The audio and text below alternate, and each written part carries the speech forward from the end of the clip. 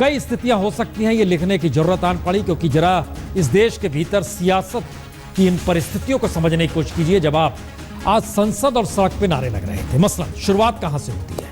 शुरुआत होती है सहिष्णुता पर बहस होती है।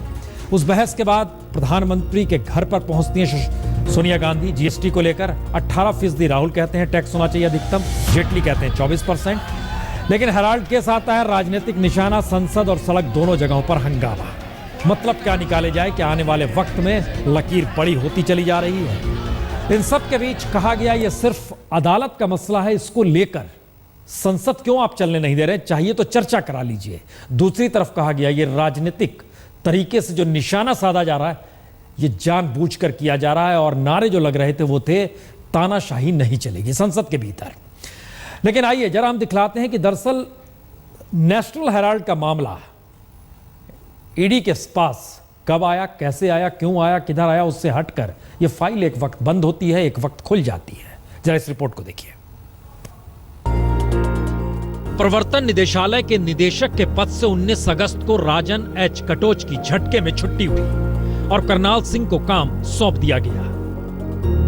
तो राहुल गांधी और सोनिया गांधी के खिलाफ नेशनल हेराल्ड केस में बंद हुई फाइल अचानक फिर से खुल गई। जी, 2 बरस तक ईडी के डायरेक्टर पद पर रहने के बाद बीजेपी सरकार में भी कटोच को 3 बार 3-3 महीने का एक्सटेंशन मिला। जनवरी 2015 तक, फिर अप्रैल 2015 तक, उसके बाद जुलाई 2015 तक, यानी बीजेपी को कटोच से कोई तकलीफ नहीं थी। लेकिन जनवरी में जारी टेक्निकल सर्कुलर के आधार पर कटोच ने नेशनल हेराल्ड की फाइल अगस्त में बंद करने का फैसला क्या किया?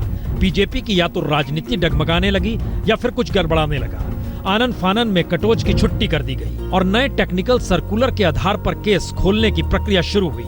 और 3 महीने पहले सितंबर में नेशनल हेराल्ड की फाइल दोबारा खुल गई। तो क्या नेशनल हेराल्ड वाकई सियासत की जरूरत है और जो आरोप प्रत्यारोप सियासी तौर पर लग रहे हैं वो जायज हैं? ट्रस्ट है, उसमें कहां से करप्शन आ गई, कैसे क्रिमिनल केस बन गया, किस कानून के तहत क्रिमिनल केस मालूम गया? तो अगर आरोप लगता है कि आपने कानून का उल्लंघन किया है तो अदालत के सामने जाइए। अदालत गलत निर्णय करती है तो उसको चुनौती दीजिए, लेकिन संसद नहीं चलेगी क्योंकि कोई नेता फंस गया है, यह तो लोकतंत्र के अनुकूल नहीं है। तो तर्क जो भी दिए जाएं, लेकिन महत्वपूर्ण है कि आखिर वह कौन सा तर्क था जिसके आधार पर फाइल बंद हुई, या फिर वो कौन सा तर्क रहा जिसके आधार पर फाइल खुल गई? यह भी कम दिलचस्प नहीं है, क्योंकि जिस तकनीकी सर्कुलर के आधार पर केस बंद किया गया था उसमें कहा गया चूंकि मामले में कोई एफआईआर दर्ज नहीं है, लिहाजा केस में दम नहीं, तो फाइल बंद की जा रही है। और जिस तकनीकी सर्कुलर के आधार पर केस दोबारा खोला गया उसमें कहा गया केस दोबारा खोलने के लिए जरूरी नहीं है कि मामले में एफआईआर दर्ज ही हो। यानी सत्ता में जिस वक्त कांग्रेस थी तब यह भूमिका बन गई कि कैसे ईडी एक ऐसा टेक्निकल सर्कुलर बनाए कि मामला बंद होने की दिशा में आगे बढ़ जाए। लेकिन बीजेपी की सरकार में मामला बंद हुआ तो फिर तो एक नए टेक्निकल सर्कुलर की जरूरत केस को दोबारा खोलने के लिए पड़ गई।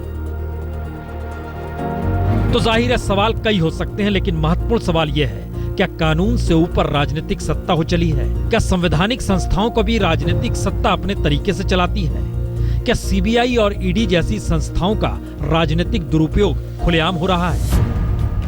क्योंकि सच तो यह भी है कि सीबीआई को सरकारी तोता बताने से खुद सुप्रीम कोर्ट नहीं हिचकी।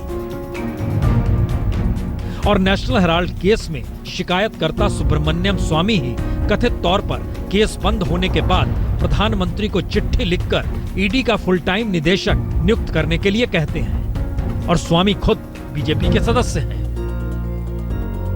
यानी सरकार में जो होगा वो संवैधानिक संस्थाओं को भी अपने हिसाब से ही आंकेगा।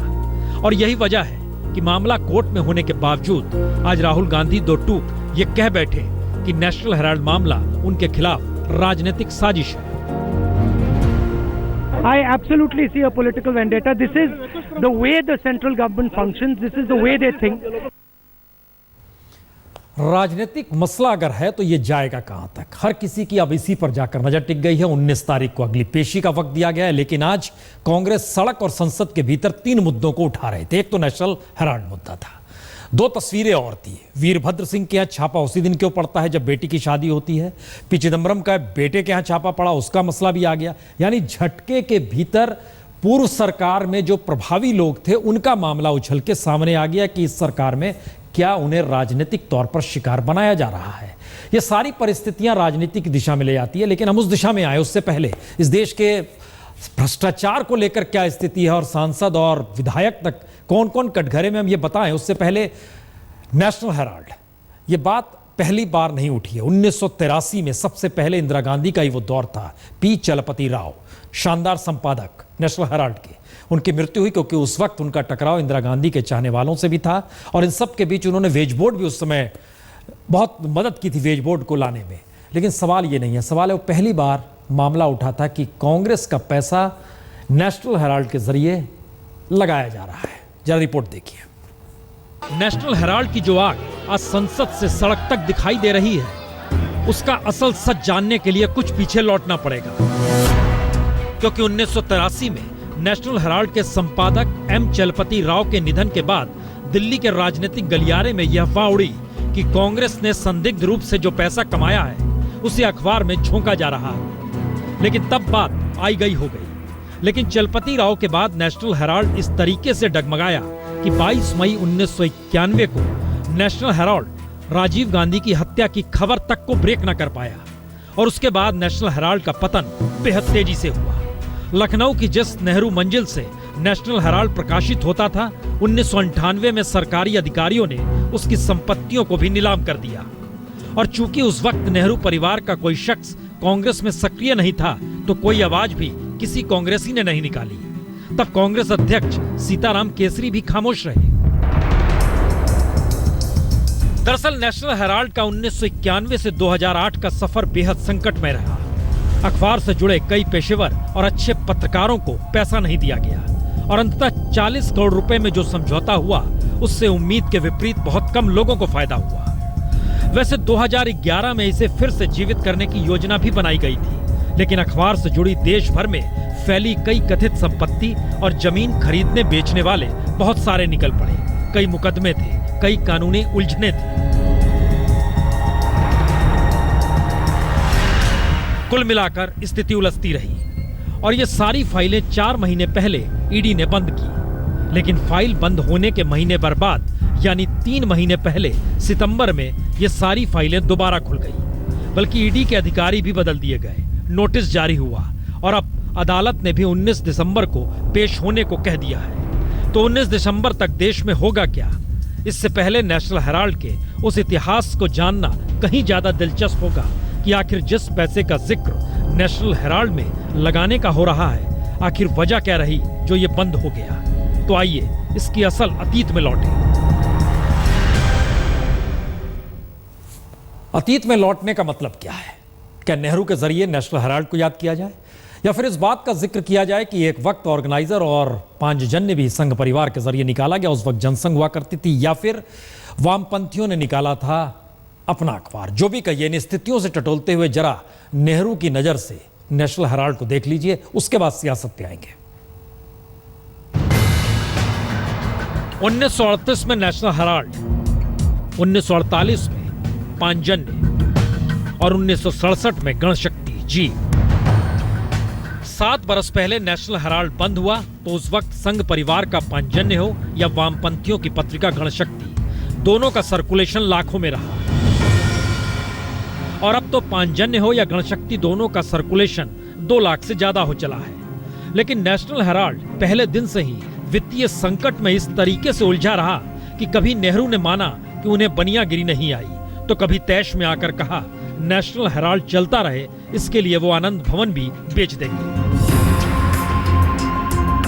लेकिन 1938 में निकालते वक्त नेहरू ने यह कभी नहीं सोचा कि जो अखबार उनकी सियासत की डोर थाम न सका, जो अखबार उनकी पत्रकारीय भूख मिटा न सका, जो अखबार कांग्रेस के अंदरूनी झगड़ों से उन्हें निजात न दिला सका, जो अखबार नेहरू गांधी परिवार को कभी प्रतिष्ठा न दिला सका, उसी अखबार का कारोबार 77 बरस बाद देश की सियासत में भूचाल ला देगा।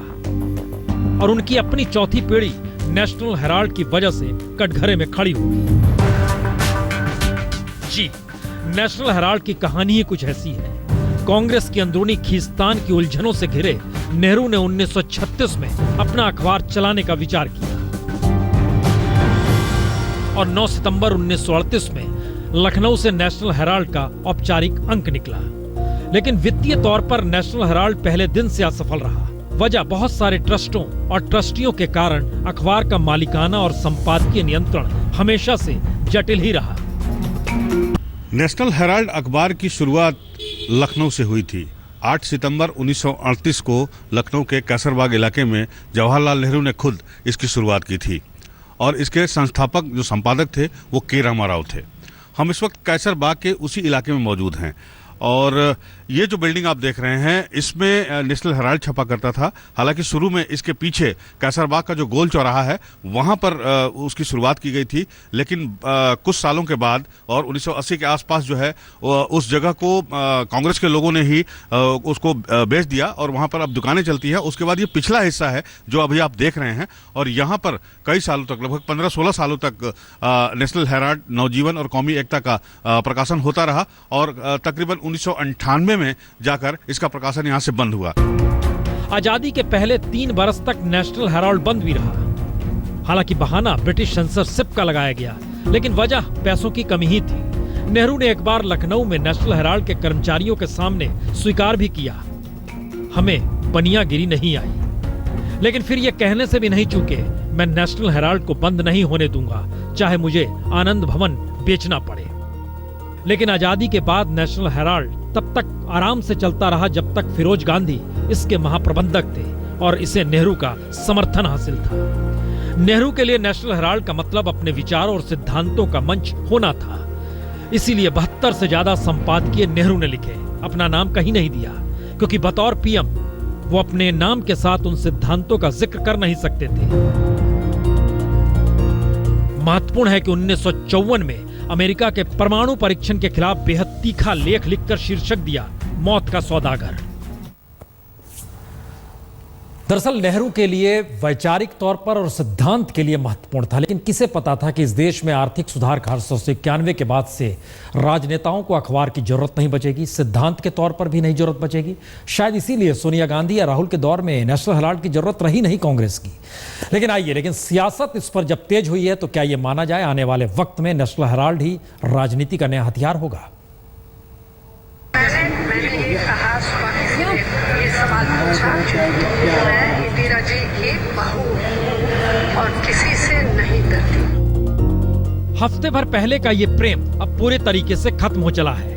हफ्ते भर पहले प्रधानमंत्री मोदी ने रेड कारपेट बिछाई और अब सोनिया गांधी ने इंदिरा गांधी की बहू कहकर खुद को राजनीतिक तौर पर मैदान में उतार दिया। मैं इंदिरा जी की बहू। तो क्या यह माना जाए अब संवाद पूरी तरीके से टूट चुका है?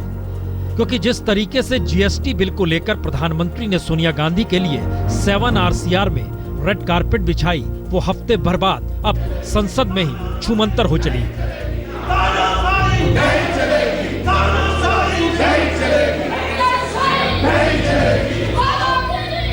यानी अब जीएसटी तो दूर, संसद भी नहीं चलेगी, क्योंकि नेशनल हेराल्ड के जरिए अब मोदी सरकार ने भी समझौते का रुख छोड़कर सीधे मां बेटे को कटघरे में क्या खड़ा किया। कांग्रेस ने भी इस चुनौती को स्वीकार कर लिया और सियासी तौर पर कांग्रेस में यह ऑक्सीजन का काम करने लगा। शायद इसीलिए क्या संसद और क्या सड़क, दोनों जगहों पर तेवर साफ बता रहे हैं कि राजनीतिक टकराव अब खुलकर होगा।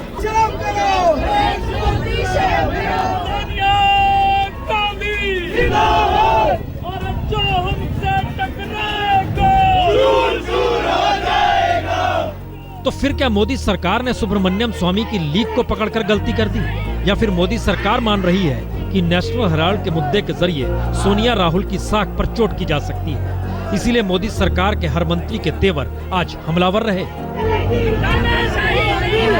Everything is before the court. न इसमें कहीं दिल्ली पुलिस है न कहीं सीबीआई है। Government has no role whatever remotely in the entire process. लेकिन असल सवाल यही है कि मोदी सरकार जिसे कानूनी मसला बता रही है, उसी मसले को कांग्रेस राजनीतिक निशाना बता रही है। और सोनिया गांधी अगर बेहद महीन तरीके से राजनीतिक लकीर खींचते हुए इंदिरा गांधी से खुद को जोड़कर बीजेपी को चेता रही है और उसी के जरिए कांग्रेस के रिवाइवल प्लान को देख रही है, तो राहुल गांधी भी नेशनल हेराल्ड मुद्दे में अपनी जीत ही देख रहे हैं। मेरा काम ऑपोजिशन का काम है, मेरा काम सरकार पे सवाल उठाने का है और मैं इन चीजों से डरता नहीं हूँ।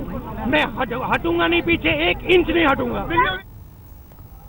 मुश्किल इतनी बार नहीं है। मुश्किल तो यह है कि इस देश के भीतर तमाम जितने भी घपले घोटाले हुए, क्या सबकी फाइल खुलेगी?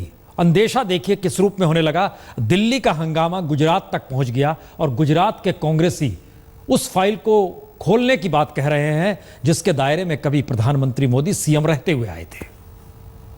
उसी कैग ने लिखा है कि सुजलाम सुफलाम, जब मोदी यहाँ चीफ मिनिस्टर थे और सारे डिसीजन मोदी ने लिए, यहाँ पे एक पानी पहुँचाने की स्कीम बनी नॉर्थ गुजरात के लिए, जिसका एस्टिमेट था 450 करोड़ का।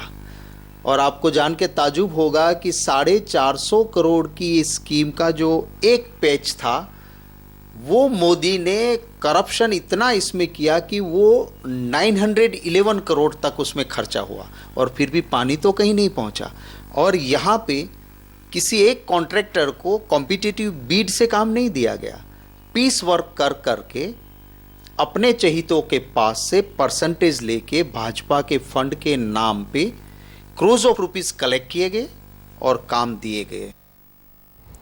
मुश्किल यह नहीं है कि कितनी फाइलें खुलेगी, हम एक अंदेशा आपको बतलाते हैं कि देश के भीतर स्थिति क्या है। मसलन संसद के भीतर क्या है मौजूदा वक्त में। लोकसभा का सच ऊपर तो दागी, सांसद विधायक देश में लगभग 1448 है, एडीआर की रिपोर्ट बतलाती है। बीजेपी के 281 सांसदों में से 97 दागी हैं, कांग्रेस के 45 में से 8 दागी हैं, शिवसेना के 18 में से 5 दागी हैं। यह स्थिति हर पार्टी, एनसीपी के 6 में से 5 दागी हैं। अलग अलग तरीके से देखिए, फाइल आरजेडी के 4 दागी हैं। ये फाइल अगर वाकई खुलने लगी हर किसी की, तृणमूल कांग्रेस 34 में से 7 दागी हैं। किस दल का नाम लीजिएगा, टीडीपी के 16 में से 6 दागी हैं। लेकिन निर्दलीय जो 24 जीते हैं, लोकसभा पहुंचे, उसमें से कोई दाग नहीं है, जो एडीआर की रिपोर्ट बता रही है।